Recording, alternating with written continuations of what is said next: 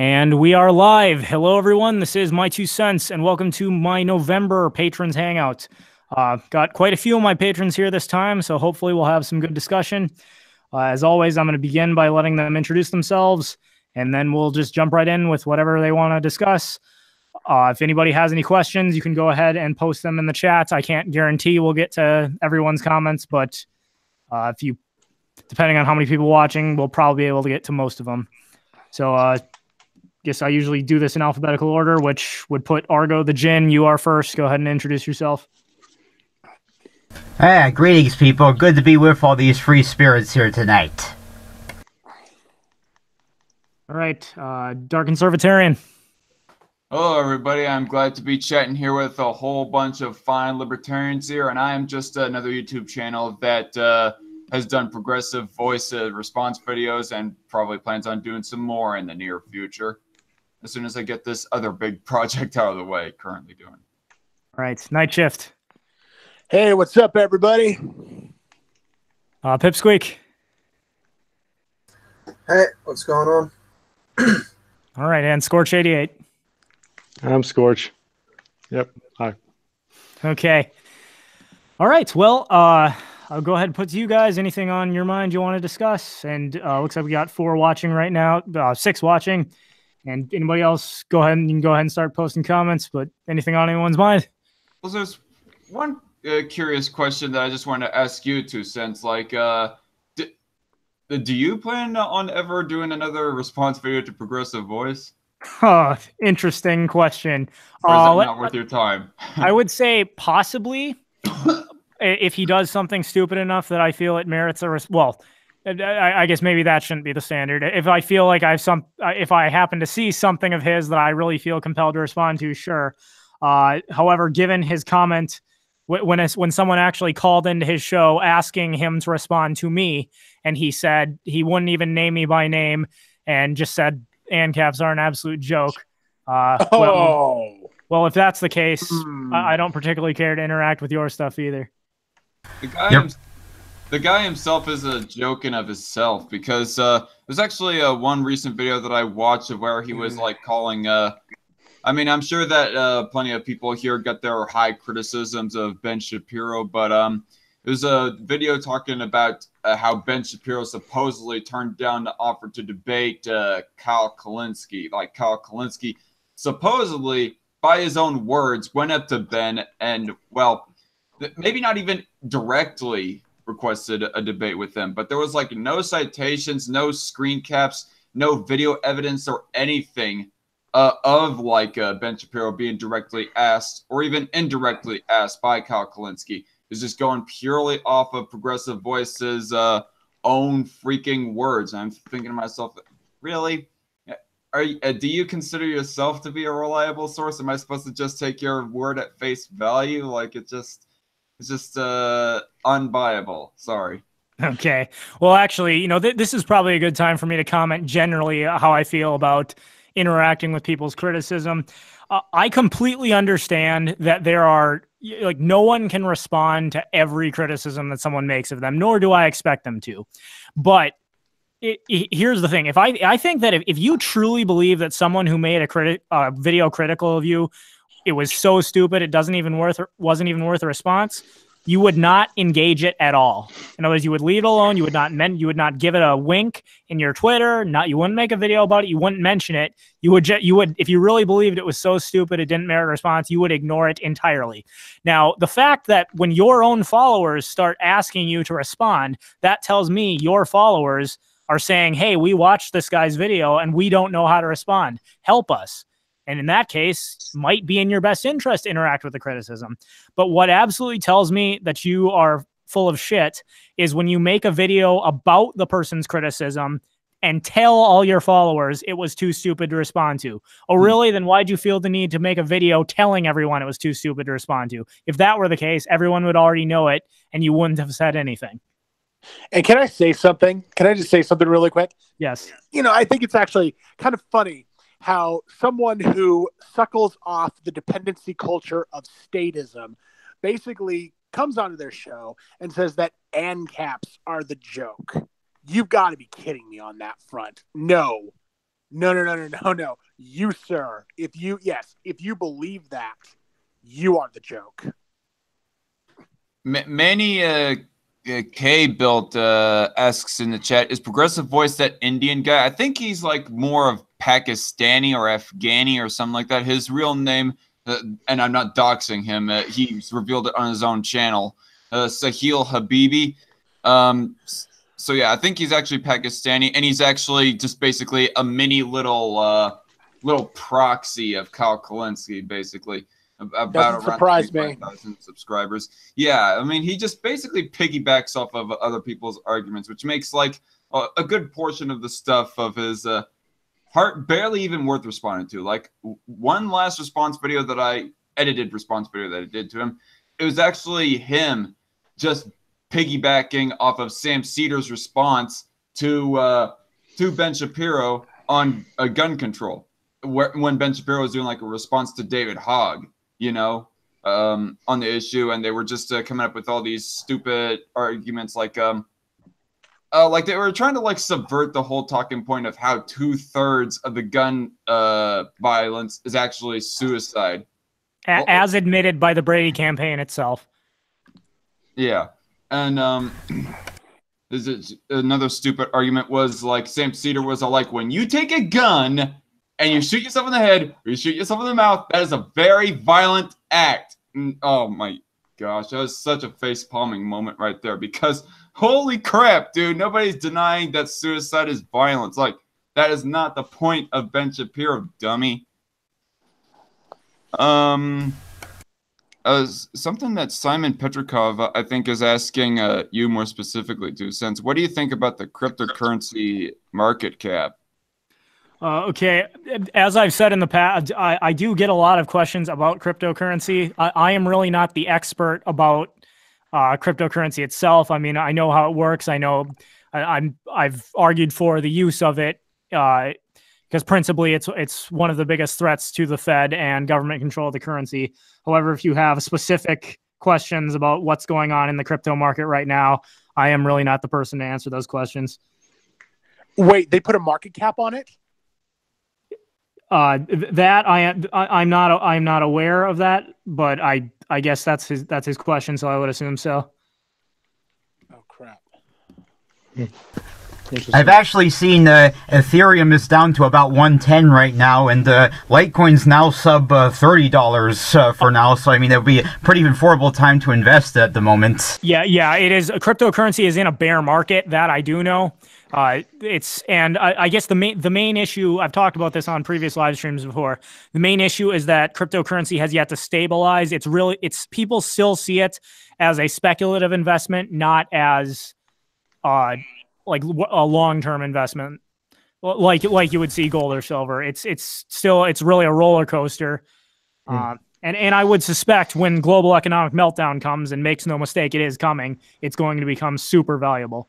But yeah, because just like precious metals, it cannot be artificially deprived of scarcity by a monopolized central bank, pretty much. Yeah, right. Right now, one of the problems with cryptocurrency right now is the fact that it's, I mean, for the most part, you can't walk into a store and buy something with cryptocurrency. Once that happens, I believe the market will stabilize.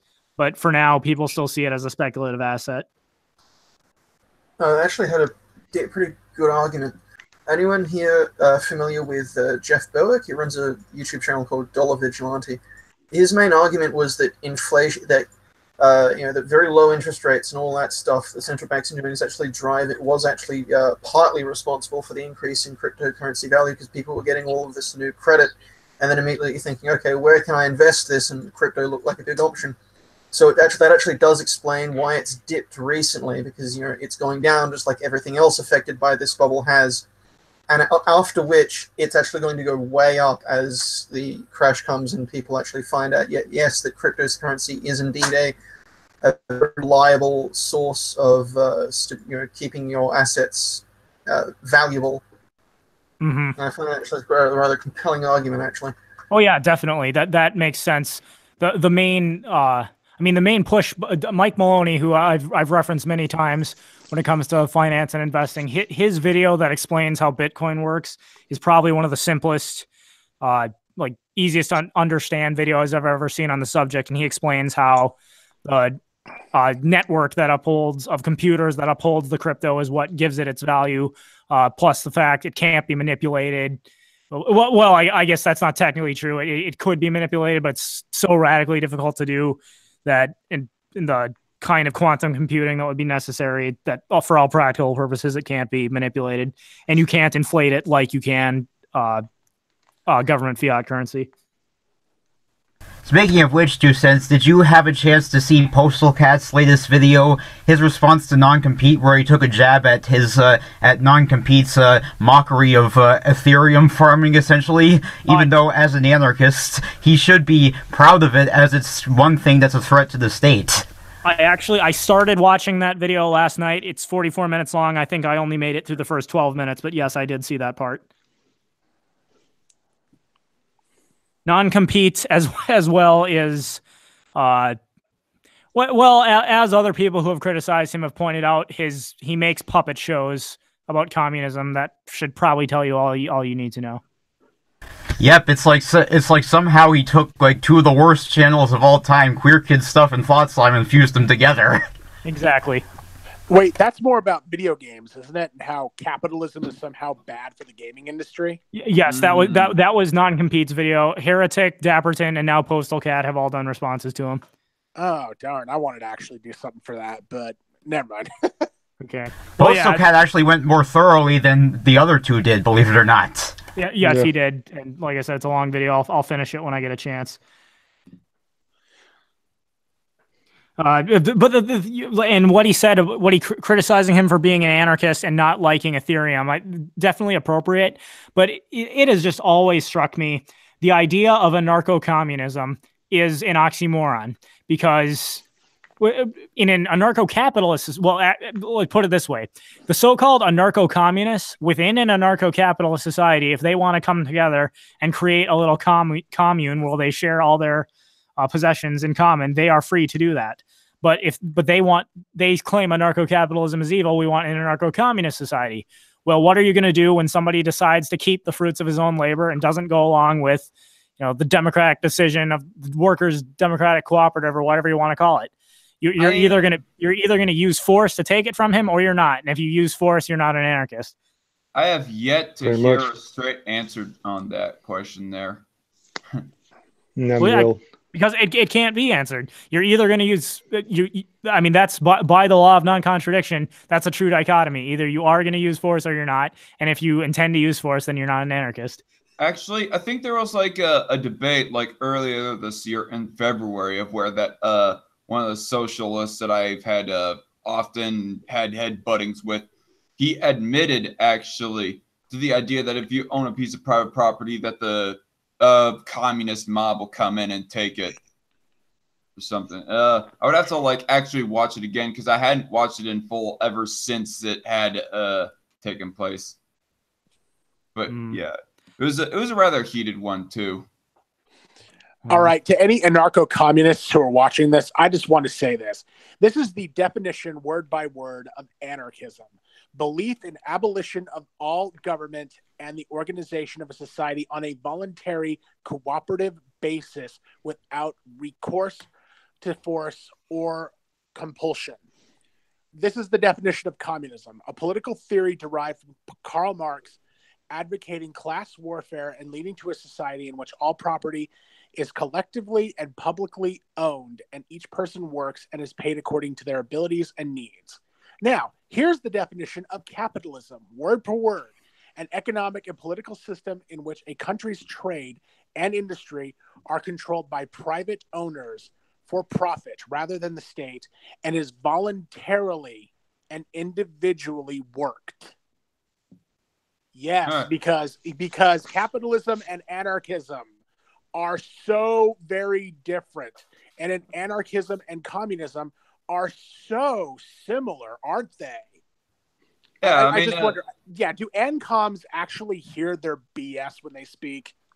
The idea of anarcho-communism, it kind of fits the first half of the definition of anarchism that you mentioned there, but it doesn't meet the second half, because yes, you might say that it's the abolishing of a state. There might very well not exist a state within anarcho-communism, but you're still going to have the mob rule that will come in and just trample other people's rights, which means that it doesn't meet the second half of that definition of anarchism, you know?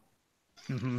And what's funny about people like non-compete is, you know, they talk all this about how we're going to voluntarily come together and share our things in common. There's going to be no more private property. It's going to be this peaceful, wonderful place. And at the end of the video, oh yeah, by the way, donate to my Patreon. That explains everything. Yeah, just like Alexandria Ocasio-Cortez. She's a socialist who takes, what was it? Oh, small contributions. Those small little contributions. Mm-hmm. A socialist millions writing of the dollars. tales of capitalism. Who didn't see that coming? Yeah, like I said, for all of them, they should start advocating anarcho-capitalism. And once our libertarian anarcho-capitalist society is formed, they'll be free to come together. At that point, I mean, I feel like they're, for the most part, free to do it now. I mean, the state, as in its current form, wouldn't really stop all the socialists in America from getting together and living in a commune. They can do it right now if they want to. They can definitely do it in an anarcho-capitalist society. Yet they reject all those things. I wonder why. Honestly, you're making the fatal assumption that they actually care about poor people instead of just gaining political power. Exactly. Oh no, exactly. No, they don't. They don't give a shit about poor people. Mm-hmm. They say they do, but no, they just want their own way. Uh-huh. That's socialism, though, for you. Yep. Honestly, whenever I see anyone, any collectivists, anarchists critiquing anarcho-capitalism, some of the first things out of their mouths are like logical fallacies such as appeal to tradition, appeals to popularity, and of course, I mean, no true Scotsman fallacies, pretty much, instead of actually disputing the economics, because they don't really have anything to do with that. I cannot argue that Venezuela has been a failure, and they can barely argue whether or not the Soviet Union has been a failure. Like, I've actually heard some freaking communists within debates try to argue that the Soviet Union was a good thing or something like that.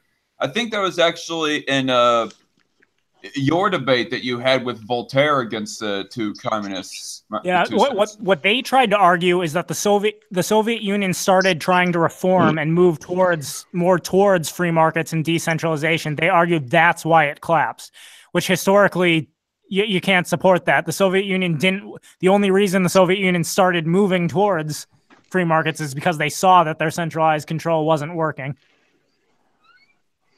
If I'm not mistaken, that's the same thing China is doing right now, isn't it? Oh, yeah, exactly. I mean, China is still, make no mistake, a totalitarian state. But reason they've seen such economic booming in the past 20 years is because they've started decentralizing their control and moving more towards a free market system. So China is doing the same thing that the USSR tried to do, but China is just having a little bit more success, smooth success with it than the USSR did. Yes, and I would say that's because in my video, the economy of the Soviet Union, I had to do a lot of research for that video, and what I found is that they say the reason the USSR collapsed the way it did is because when Nikita Khrushchev began the sort of he didn't make it non-socialist per se, but it was much more decentralized. There were smaller levels of government that were making economic planning decisions for smaller regions. As the Soviets started getting their freedom, instead of falling in line, they started protesting and rebelling against the government. And that's really what started the downhill spiral that collapsed the Soviet Union. Honestly, I mean, one of the things that I love to tell, comrades or many other people when explaining the failures of socialism is that the current society that's unadulteratedly, I mean, the closest thing to pure socialism is North Korea, and of course, they're now poorer than Haiti. Yeah. And what's funny is, economists like Paul Samuelson in 1980, I made a video a long time ago. I should probably remake it because it's it was good points, although it was one of my earlier videos, so the quality wasn't great. But I call it the no true Marxist fallacy. And basically pointed out, nice. You see how there is no better example of the no true Scotsman fallacy than Marxism, because in 1985, Paul Samuelson, a progressive economist, said in a peer-reviewed journal that the Soviet Union is proof that socialism works and is here to stay. Well, 5 years later, the Soviet Union collapsed. Now, all of a sudden, most of the socialists are arguing the USSR was never socialist. In 2013, Bernie Sanders himself said that Venezuela is a perfect modern example of socialism, and it proves that it can work. Well, now 5 years later, he and all his followers are claiming Venezuela isn't and was never socialism. I know also, like, Noam Chomsky also claimed it was going to work, but of course it didn't. Exactly.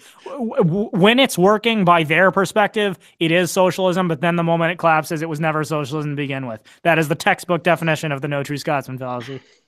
Well, that's exactly what some communists and anarcho-communists are saying about Venezuela, is that it's not actually socialist, but it was state capitalist. And it's, what? Well, the distinction they try to make is they say the state controls the means of production. In communism, the people need to control the means of production. And my point is, that's the problem. When the people try to control when the people, this kind of nebulous, gigantic body of individuals, tries to control the means of production, there are going to be inevitable conflicts. Okay, everybody owns this factory and is jointly responsible for this factory. Great. Who takes out the trash? Who does who does the other messy jobs that nobody else wants to do? Well, I'm not going to do it. Well, you're not going to do it. Wait, we need somebody to assign tasks. You're right. We need a leader. So lo and behold, because I mean, just think of any menial task during the day in your house. 20 people aren't needed to do every task, but then there are certain tasks nobody wants to do. So either nothing gets done or somebody takes charge and starts enforcing things, which is why the people own the means of production cannot exist. It inevitably leads to some kind of arbitration body that makes those decisions, and therefore you have a state. Then you also run into the multiplicative stupidity theory, which is basically the idea if you put two half-wits in a room, you don't have a full wit, you have a quarter wit, because they come up with something just as, twice as stupid. Yeah, exactly. All right. Do we want to stay on this topic, or can we move on to something else? Oh yeah, by all means, let's move on. Okay. What does everyone think about that that missionary who went to the Sentinel Islands and was killed by the natives? What's everyone's opinion on that? I just want to gauge that. They should have known better. Wait, what was that, Darkon? Border Control World Champions 2018. Honestly, I've not heard of this. I have heard of it. I have not had an opportunity to research it. The only information I've gleaned from it came from Twitter posts. So I guess Night Shift, if you've done some extensive reading, for those who may not be familiar, can you summarize the main details of what happened? Well, the main details is, I don't know if the missionary was if he was an American, but he was definitely a Christian missionary who was going to the Sentinel Islands in India, where the inhabitants there they've literally been left alone for a long time. And some scientists believe that they've literally been on those islands for about 90,000 years, completely isolated from everyone else in the outside world. So the thing about it is that there has been some contact throughout the last 2 centuries, but it's usually been violent contact, either violence ensued by the natives who are defending their territory, or violence ensued by outsiders who go to their island and do messed up stuff. But what happened is that a couple of weeks ago, there was a Christian missionary who was determined he was going to go out there. He decided to kayak out to the island, and apparently he was shot up by arrows, but he was determined that he was going to spread the word of Christ or something to these natives. And it's just, what do y'all think? Was he justified in trying that? Should he have tried that? Well, and there was also there are people within his own church that want charges pressed against the tribe, the tribal peoples there. Charge the tribe. Well, yeah, what they're going to pay? I first found out about this. I was looking on news stories and such. Like, apparently there are some fairly legitimate concerns because they've been isolated for so long. They don't have resistances to many diseases that we just do not have in the modern world, because the human almost everyone has built up a resistance to them, so the virus has nowhere else to go, and so they're almost, it's like they're nothing. And they've been isolated for so long that they don't have those resistances. So we've kind of got like the 1700s problems. Like we didn't know that smallpox blankets kind of problem. But at the same time, they murdered three fishermen whose boat broke away in a squall and got washed up on an island. So don't exactly have a lot of sympathy for these guys. Yeah. And it doesn't sound like he was particularly smart. He's gonna go by himself in a canoe to this isolated tribe where it's known that they're violent and expect that everything's just gonna work out. I mean, he could say God told him everything is gonna work out, but as you've seen in some of my response videos to Allison Rowe and others, I'm unconvinced by people who simply say God is speaking to them. I want something a little more concrete than your personal conviction. I mean, for me personally, I mean, seriously, I'm okay with anyone exercising their negative liberties in ways that don't infringe upon others' rights, but they shouldn't expect protection from the consequences. Exactly. Pretty much. No, I don't think, if he was determined to do that, I don't think he did anything wrong. Do I think it was wrong for this tribe to kill him? Yes. Do I mean, much like I used this example in one of my videos. If you walk down a dark street in the ghetto at midnight wearing a coat made of $100 bills and all your most expensive jewelry, it is still wrong for anyone who robs you to rob you, but I don't think anyone has a lot of sympathy for you if you do get robbed. Coat made of $100 bills. There's somebody like in the chat here. It's kind of going back onto the, well, I guess we haven't so much weaved off the economic debate, but Glororo de Sodio, who claims supposedly that he's an income, or either that or he's just trolling. I do not know if he's just trolling or not, but asks, how are you even going to destroy the government? Okay, well, I personally, I don't like the word destroy. I don't intend to destroy the government. I believe that when my goal is much more modest, I want people to wake up to see the government for the cancer that it is, begin withdrawing support for the government, ceasing to vote, trading in cryptocurrency, and I believe the government will essentially then become obsolete, so to speak. I don't believe in destroying it with force. I believe it will become obsolete. Violent revolutions only succeed in putting violent revolutionaries in power. The way to destroy government is to cut its support out, cut it off at the knees, and let it collapse under its own weight. Taxation is theft, says by recreational McNukes. Yeah, which of course that also brings up the subject. I don't remember who was the Democratic senator who recently said he was going to use nukes to stop Second Amendment supporters. Oh damn, I cannot remember that. I actually got I think I was shared an article by that somewhere. I don't know. Yeah, it was someone. He was asked, what about all these Second Amendment supporters who say you want our guns, come and take them? He said, well, the government has nukes. And forgive me for pointing out the obvious, but if you intend to nuke your population instead of taking their guns, you're going to have no population to rule anyways. So how exactly does your logic work here? Yeah, honestly, that just sounds... I'm sorry. The Second Amendment too. Representative Eric Swalwell. Yes. Eric Swalwell, yes, said nukes himself in gun control debates. Yeah, it's kind of like saying, how do you intend to stop murder in society? Well, we'll kill everyone, and then nobody can murder anybody. Yeah, but then you no longer have society, so... We did it, Patrick! We saved the city! And the city burns. Exactly. Is that a SpongeBob reference or something? Yes, that is a SpongeBob reference. Honestly, that degree of bloodlust is something I expect more from Chairman Mao. Chairman Swalwell. I could see that too. I could see a Democratic senator in the place like Chairman Mao. Yeah, maybe we should call him that as a running gag or something. Yes. Oh Lord. Hey. Yeah. By the way, I know that we're kind of way off on the topic of Progressive Voice, but how often do you watch Bearing? How often do I watch Bearing? Honestly, not that often. Well, okay. There's actually he did at least 3 videos on Progressive Voice, responding to Progressive Voice.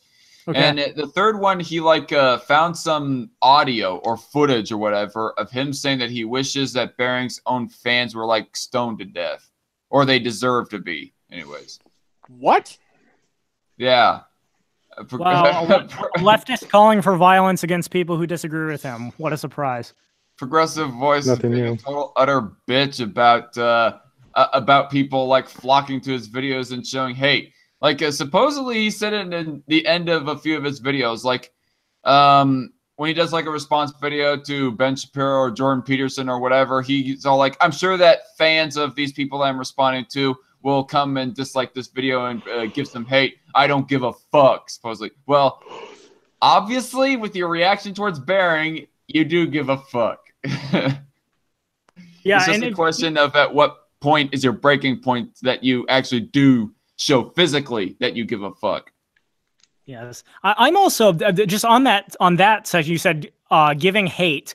I've also noticed people who have no meaningful response to criticism have a tendency to just call anyone who criticizes them haters. Quit giving hate.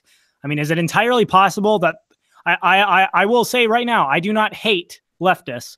In fact, I want nothing more than for them to voluntarily come together and try to live in a socialist commune so that they can see firsthand that their ideas don't work.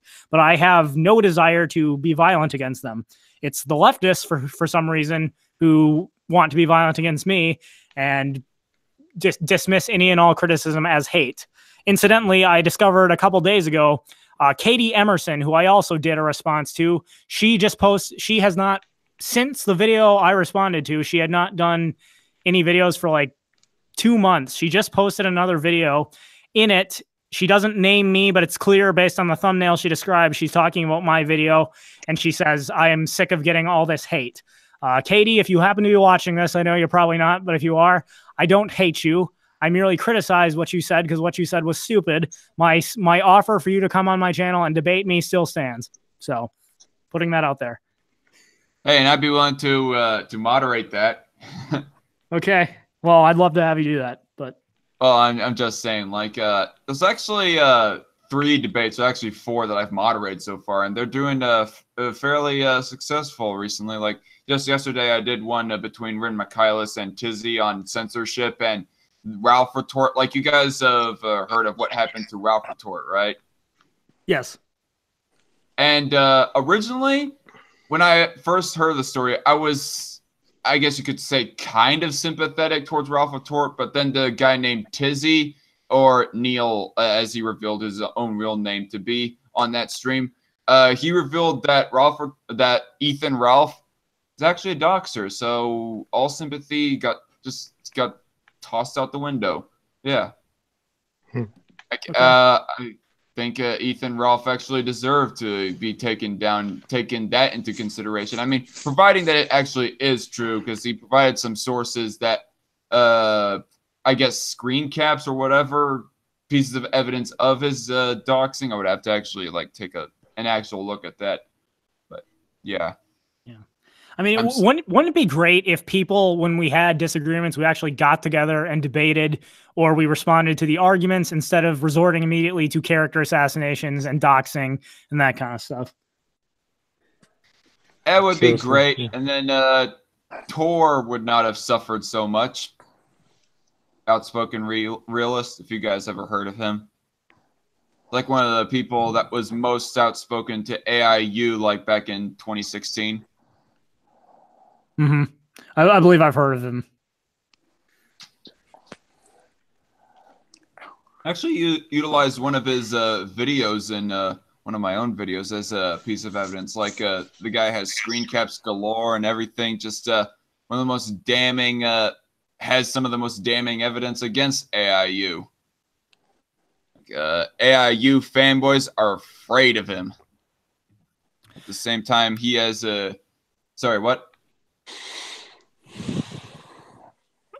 I don't think anyone else said anything.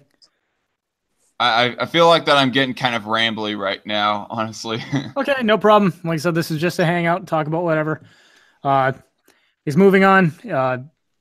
This might be a bit of a nothing burger, but what do you guys think about Hermione being turned black? I supposedly heard. Oh yeah, I heard about that too. It's like first they turned Dumbledore gay, and now they turned Hermione black. It's just wow, really. Okay, in a reboot this a pressing issue? I honestly don't No, know. it's a play. It's a play. It's for a book that she just finished about like X amount of years after the whole thing's over, and they're like kids and stuff. Well, here's what I have to say on that. If they, are making a play and an actress auditioned and she happened to be black and they decided she was best for the part, I don't have a problem with that. If they, specifically said Hermione must be black for some kind of social justice agenda, I say, that's stupid. Well, I think technically that it would not be too far from the source material if they decide to make a reboot of her being black, because from what I've generally heard, they actually did not specify the skin color of Hermione in the book. Okay, maybe they didn't. No. I mean, I'm not a reader or a big fan at all of the Harry Potter's franchise. Just disclaimer right here. Okay, this is unrelated, but here is an issue where I think sometimes race is important for certain characters, sometimes it's not. Here's an example where race, I think, kind of should have been more important to the people who cast this play. I attended a local high school play about 2 years ago. It was a showing of The Sound of Music. Great show, classic, except one thing I noticed is the lead SS officer in the play was black. Now, anyone who understands history should understand that there were no black Nazis. So, wow. Talk about black being KKK member. Talk about being a history revisionist. Like, well, that's like Battlefield 5. That's like what they're doing at Battlefield 5 right now. Oh yeah. It's like women were in there and there were amputees. Like, what the heck? In combat. Stuff like Battlefield 5, Sound of Music, Joan of Arc, stuff like that. Talk about history revisionism. That's history revisionism. But then, you guys know that Nick Fury was like originally a white guy with a flat top, right? Yes, in the Marvel comics, yes. And then they turned him to like this Samuel L. Jackson lookalike, who ultimately does get played by Samuel L. Jackson in the MCU, and it sticks. Yeah, now to be fair, like in that case, I don't think it was ever particularly important that Nick Fury be white. I mean, he happened to be white. They cast Samuel L. Jackson, and Samuel L. Jackson's an awesome actor. So, I mean, I don't think anybody cares. Like Nick Fury is a badass, so you cast Samuel L. Jackson. Yeah, I'm very happy with that casting choice. That's an excellent casting choice. The MCU is not the first one to have done it, though. I mean, I recall like from the older Avengers cartoons that they had made Nick Fury black, actually. There's this one called Avengers 2 Rise of the Black Panther or something. I recall Nick Fury being black in that one. Yeah. Just for context. The one TV show where I remember Nick Fury being white, when I was a kid, I must have been between 6 and 10 years old, there was a Spider-Man cartoon in which Nick Fury was white. But I don't remember what the exact title of that cartoon was. It was the popular Spider-Man cartoon of the time. Oh, I remember that. It was just Spider-Man. It was just Spider-Man. In Kingpin was like the primary villain that they focused on. Yeah, I remember that. Which is interesting because in the Netflix Daredevil series right now, Kingpin is the primary villain and Spider-Man's not anywhere to be found. But oh, right. They have like the guy who played as Leonard Gomer Pyle Lawrence from Full Metal Jacket playing as Kingpin in the new Daredevil series. At least that's. I actually got to get watching that series more now that I think about it. Might do that right after this stream. And of course, they had like Michael Clark Duncan play as him in the Ben Affleck Daredevil. I mean, I don't know about you guys. Cool, which was a pretty cool inclusion. Yeah, I mean, I don't know about you guys, but I thought, I mean, I haven't read any of the comics or anything like that before watching that movie, so I always thought that by default, Kingpin was always black, but I guess not. That's just how naturally Michael Clark Duncan kind of filled in the role in that movie there, unlike Ben Affleck. Yeah, I did not like Ben Affleck as Daredevil. I think the current Netflix series is 10 times what the Ben Affleck Daredevil film was. Yep. Oh yeah. Oh, Esoteric, hello. See, he is now in the chat. Oh, hi there. Oh, that's So sweet. Esso's here. I was kind of hoping that Marianne and Kappa Kitty would come on here. Well, actually, is she a patron of yours, 2 cents? She is not. She's been in the chat a few times, but she's not a patron. Okay. I was just wondering. I mean, she had some stuff to be talking about this one guy called Blaine Tulloch, a.k.a. Bimler, as he's going off on Discord. I don't know. It would have been interesting to have a conversation about what this guy's all about, because I only got vaguely introduced to the guy like ever since I took a hiatus from YouTube like a few months ago. But yeah, I mean, you guys saw the screen cap that I shared of like what he was advocating for, right? Oh yes, I did. That was fucked up. Excuse me. It was ironic and just turned out to be very bad PR for ANCAPs, I would say. Crickets. Sorry. I was going back to pull that up, so that was why there were crickets. But if we want to move on, we can. No. I mean, we can stay on this subject. Esoteric actually has some words to say about Bimler. Bimler is a literal piece of shit, he says. Nice. I mean, nice. Okay. Actually, no, I'm not going to go into the area that I was going to talk about right there. Well, again, with the PR, I was just going to say quick with the PR campaign with ANCAPs, I notice there are very few people criticizing ANCAP ideas and a lot of people criticizing ANCAP's character, which incidentally, if it turns out that a bunch of ANCAPs really are horrible people, well, then they're horrible people, deal with them accordingly. But that does not in itself refute the logical arguments behind anarcho-capitalism. Why not? Well, I mean, let's face it. I mean, a lot of these people are anarcho-communists or tankies, that believe in a value theory that's been deconstructed several decades before the Soviet Union even formed. Yeah, but even not communists. Like I'm thinking, Sargon of Akkad, Richard Spencer, the liberals and the alt-right, the other two, out there groups that consider themselves so above libertarians that they call them, libertarians are so stupid.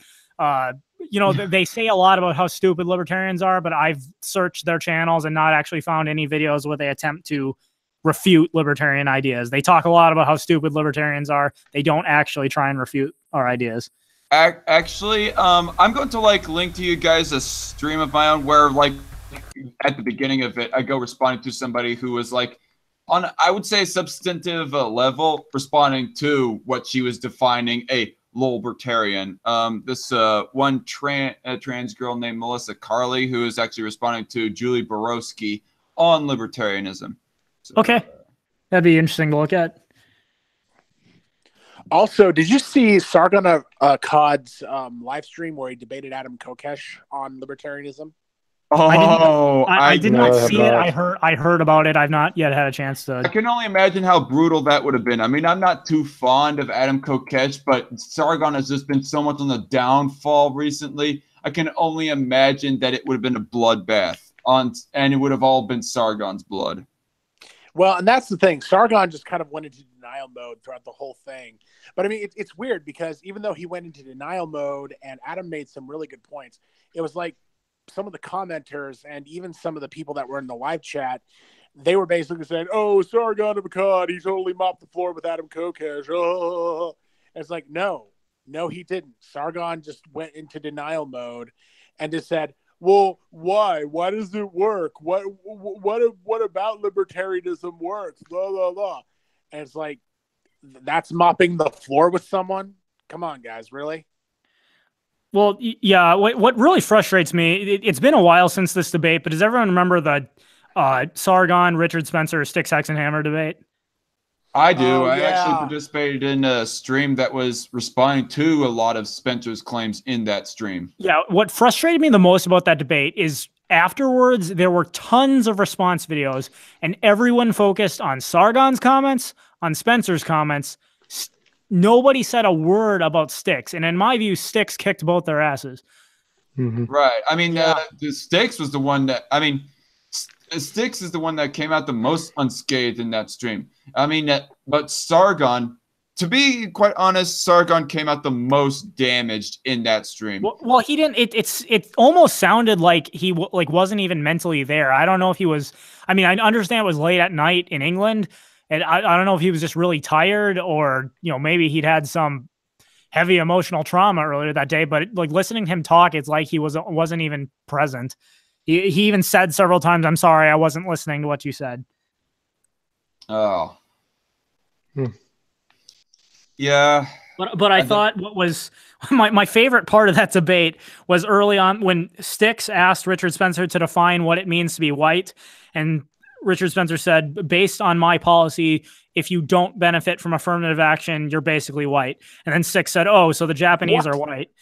What? God, seriously. Well, they can be, just it would have a little bit of the slant still in their eyes. Yeah.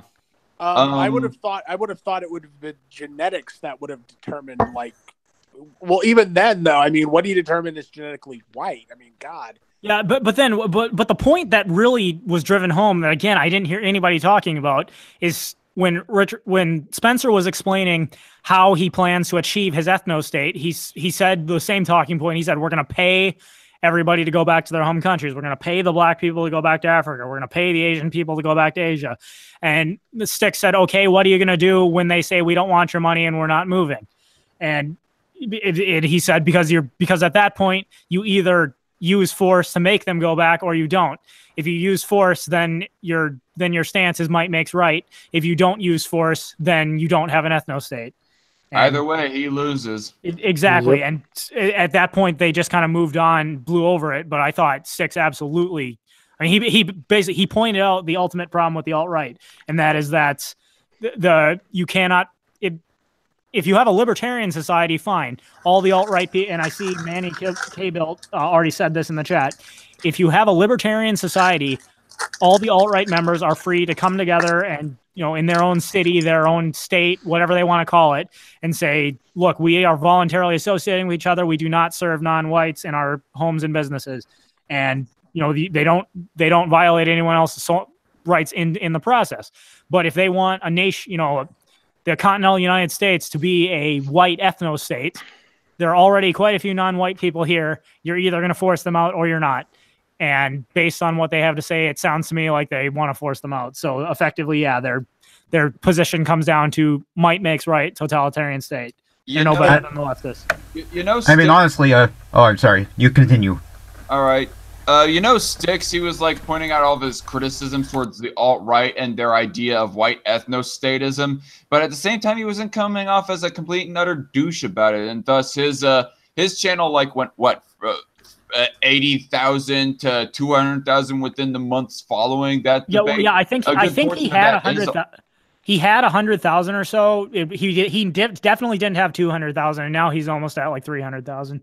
Yeah, and some of them are actually alt-righters who at least respect him despite the agreements. I mean, at least this is what I generally hear, particularly from Rin Michaelis, who is like in of herself a bit of a fan of Styx. Uh-huh. Yeah, that stream actually, it kind of changed the political landscape on YouTube for, I would say, permanently. Because before the stream, everybody had the perception, or at least within the intersectional feminist community, that Sargon was this scary alt-righter himself. But then ever since that, you kind of have a big piece of evidence that he isn't an alt-righter. Mm-hmm. And honestly, sorry. I just want to say this much.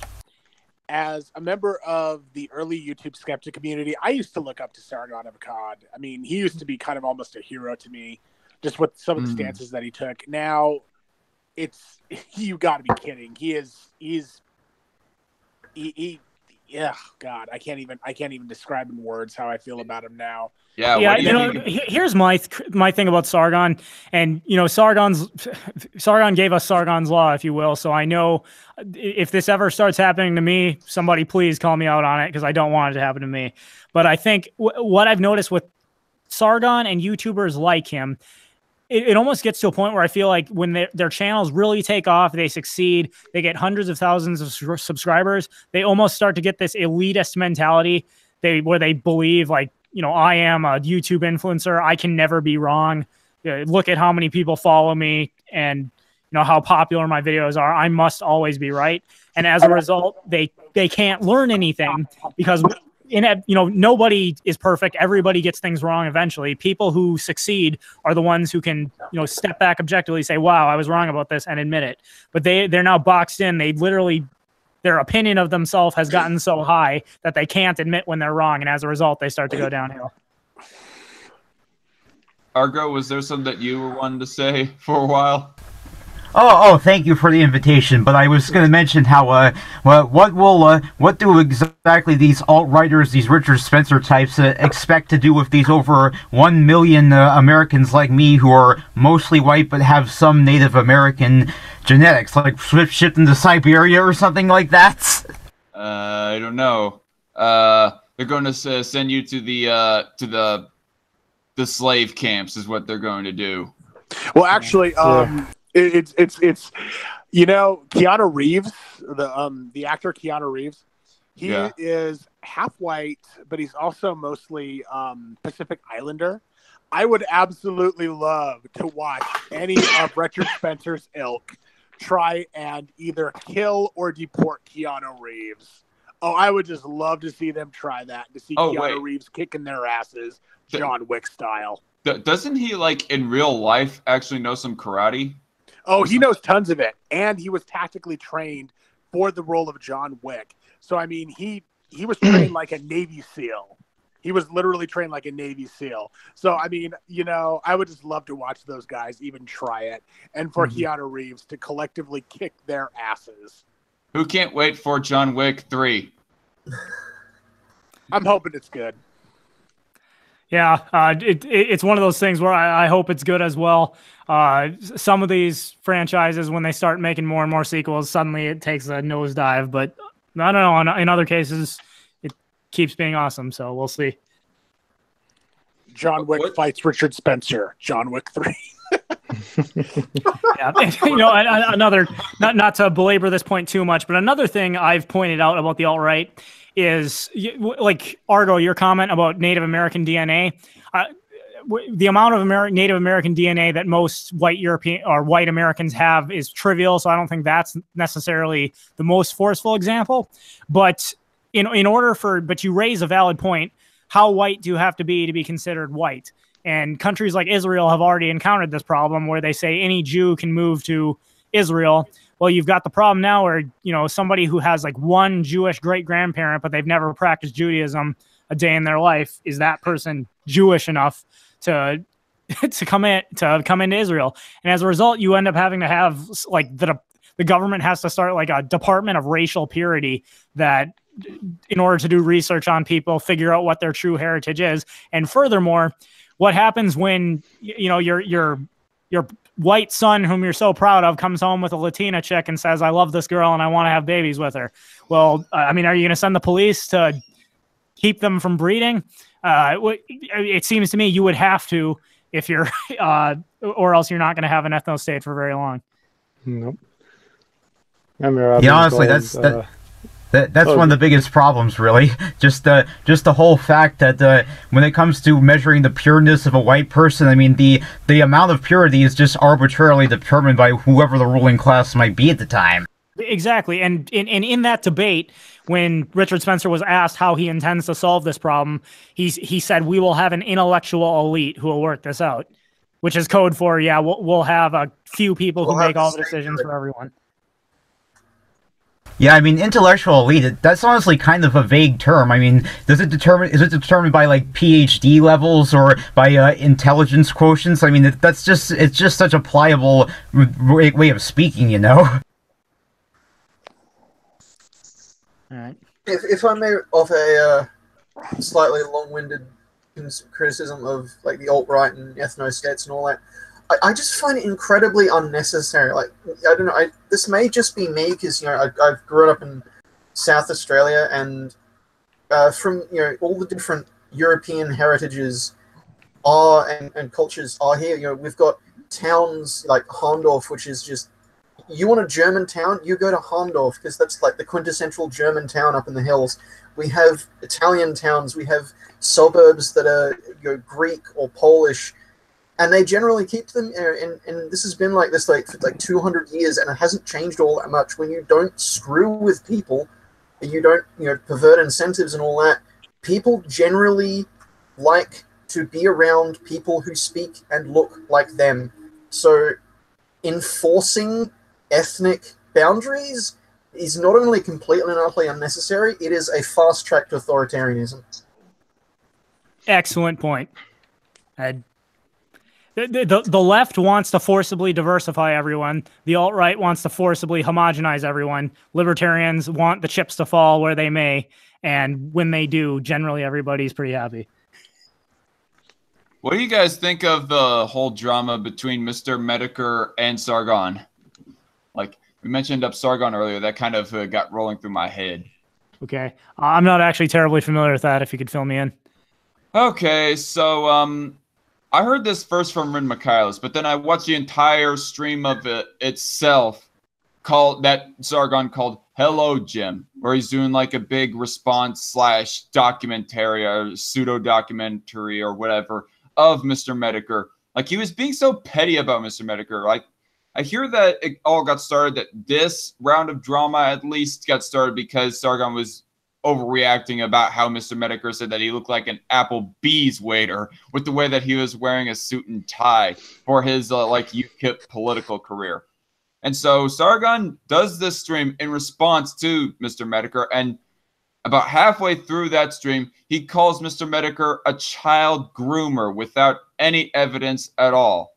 And because of that, I in all good faith could not stay subscribed to the guy. I mean, I did my own rant video on that. That turned out pretty successful. But yeah, I mean, Sargon, this is kind of looking to be the downfall. I mean, soon after that stream, actually, he does another video where he's all like, he's going to be taking like a break from some of the political stuff, like particularly from his This Week in Stupid series, which is like one of the more successful videos of his, which that was another disappointing reason for why that I wanted to like unsubscribe for him.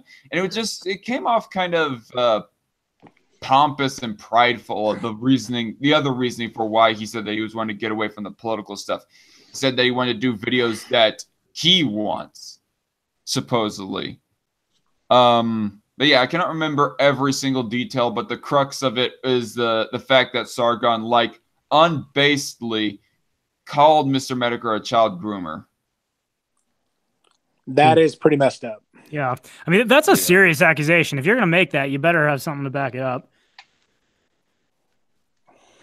You know, Esoteric, I love your comment there. The left and the right are propaganda constructs created by the state.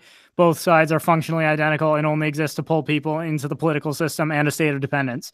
I could not agree more. All right. Well, I guess we're getting close to the end of the hour here. I'm not opposed to going a little bit longer, but for all those watching, if anybody has any topic of discussion that hasn't been covered yet, now's the time to post it. Otherwise, I usually like to end on something totally non-serious. I don't know about Esoteric's comment, honestly. I mean, whether or not they were actually constructed by the state, I mean, I don't think that it's a completely fallacious metric, like undetermining on how left or right somebody is economically speaking. Like, I don't think it's like these leftists are, at least every single one of them, I don't think with every single one of them, they are illegitimate in their beliefs. Like, I think that some of them are legitimate in their own beliefs. Okay, now I think you raise a fair distinction about perhaps qualifying the statement between being left and right economically speaking, authoritarianly speaking. Those, I think, a problem in a lot of these discussions is those terms carry a lot of meaning. Now, I would agree with Esoteric, the political divide between, say, Democrats and Republicans, or in another country, the left-leaning party and the right-leaning party, I would say that is a sham created by the state, because either if for anyone interested in the article I put up on my blog, why government elections are a scam. Basically, if you look at the history of the United States since its inception, no matter who is sitting in the White House, no matter who controls Congress, two things happen. The government spends more and it increases the scope of its regulatory authority. So now, does that mean that the Democrats and the Republicans are doing the exact same thing? No, but no matter who's in power, the government is essentially, no matter who wins the election, government wins. And I think that was the Esoteric says, can I come on and explain this? I guess I'll put that to you guys. This is a patrons only stream, so generally I don't let anyone else in, but if that is something you're interested in, I will. How much time do we have? Okay with me. I guess we're almost done anyways. So, well, how about this? Eso, if you would like to have a separate stream about this sometime later this week, and Dark Conservatarian, if you would like to join, I'd be willing to set that up. All right. I mean, I think there is a point to be made that all the followers and supporters of both the Democratic and Republican Party, there isn't too much different with them. But in the end, the politicians, they betray the very principles that they supposedly espouse to their constituents, and then their constituents just buy in still with the lies. Okay, and here's a point. So I'll try to set that up, and even if you both can't make it, we'll talk about it more. But for example, Democrats want higher taxes to fund more social programs. Republicans want tax cuts to stimulate the economy. The problem is both of them, Republicans cut taxes but increase spending. Democrats increase taxes and increase spending. The increased taxes stifles economic growth. The tax cuts artificially makes it look like the economy is growing, but then because they didn't cut spending, they have to have the Fed create more money, which inflates the currency and leaves you with, even though you technically have the same amount of money you did before, the money you have now buys less. So in either case, whether they raise taxes like the Democrats wanted or whether they cut taxes like the Republicans wanted, the end result is the same. Americans have less money because the government didn't spend less, which is the main issue. Honestly, I did notice that even with a couple years of Republicans running both houses of Congress and the executive branch, I mean, they still barely touched Medicare, Medicaid, and Social Security. I mean, all those programs are going for well over $2 trillion worth of the federal budget anyway. Okay. All right. It has been. Go ahead. The position I generally take is the people who follow the parties themselves aren't, to address Esoteric's, the constructions of the state thing. Personally, I think it's more the natural consequence of a democratic system is going to always be an us versus them mentality on both sides.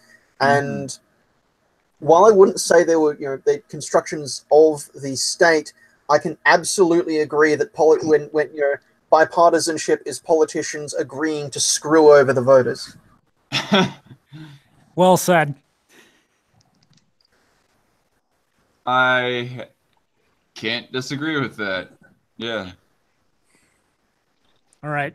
Well, it's been more than an hour, so quick wrapping up. If anybody has any non-political, just hilarious or fun things to discuss. I'll let everybody watching, if you are not aware, on my gaming channel, I have been streaming Pokemon Let's Go Pikachu. If that's something that interests you, be sure to subscribe to my gaming channel. Hey, are you ever going to catch Mewtwo? When I get to once I finally get to Cerulean Cave. But I'm actually considering doing one of those streams on my main channel just to try to. I'm sure many of my followers are unaware the gaming channel exists, so we'll see if I do end up doing that. Speaking of gaming, Stellaris expansion drops on the 7th. It's #hype. All right. Now that I think about it, the character, the avatar that you use within your videos and even somewhat in your profile picture right now kind of looks like a bounty hunter from the Pokemon TV series. Well, who me or my 2 cents? No. I'm talking about 2 cents. Yours looks like it came something straight out of a video game Night Shift. Awesome. But 2 cents is the one that looks like a bounty hunter from Pokemon. Well, I will take that as a compliment. Well, take it for what you will. But me personally, I don't really much care for Pokemon. Yes, you've mentioned that. And hey, to each his own. Yeah, honestly, I mean, I notice you two both have a good taste in shades. Why, thank you. Thank you very much. All right. One question I will put to you guys, and for anybody else watching, if you're not a patron, this won't apply to you. But for this month's patrons exclusive video, I've been kicking around in my head a number of topics. Since we mentioned Daredevil, I have a video review of some points I can make, either reviewing Iron Fist Season 2 or Daredevil Season 3. Put it to you guys. Does that interest either of you? And if so, which series would you rather see a video on? I said Daredevil. Daredevil. Okay. That will most likely be this month's patrons exclusive video. Sounds good.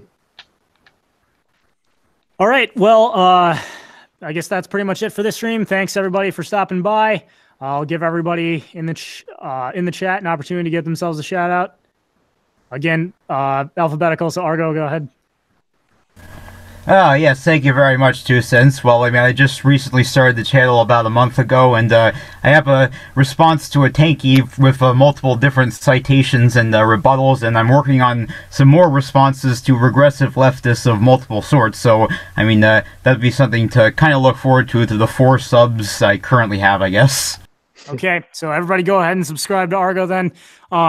I will, once the stream is done processing, I will put links to everybody's channels in the description. And for you guys, if I forget to do that, just drop me a line on Twitter and I will make sure I get those put in. Dark Conservatarian.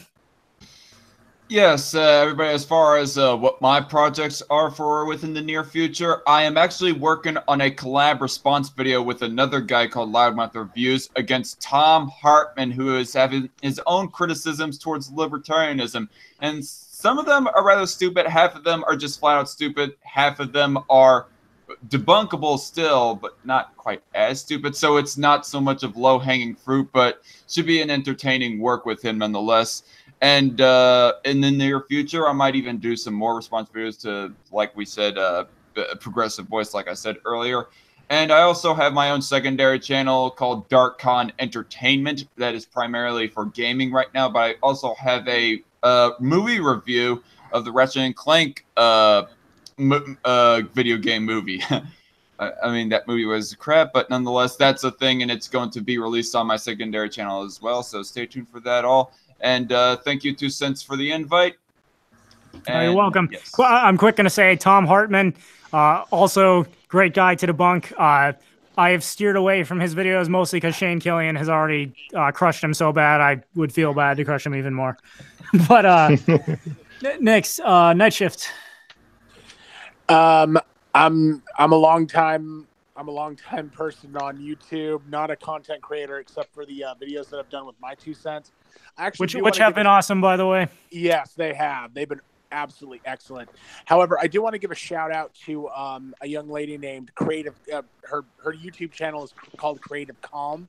She actually runs an ASMR channel, and if you're looking to relax, if you're looking to if you're looking to fall asleep to something, or if you just want to stare at a beautiful woman's face for a little while, please check out her channel. Please check her out because she is absolutely awesome. Okay, can you say that one more time? Oh, Creative Calm. Creative Calm. I'm not familiar with her yet, but I will ask you right now: is she qualified to be the weekly hottie? Absolutely, yes. Okay, I will look into that then. All right, Captain Pipsqueak. Hey, I'm in Captain Pipsqueak. Thanks for having me on. Someone in the chat asks, "What's Legma?" This is Legma. Interesting. All right, and Scorch.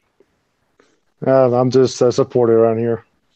All right, and thank you guys so much for supporting my channel. You guys make it possible. And for everyone else watching, if you'd like to become a patron, I have the link in the description right now. All it takes is $1 a month to participate in these. So thanks for coming out. And as always, that is my 2 cents. So take it for what it's worth.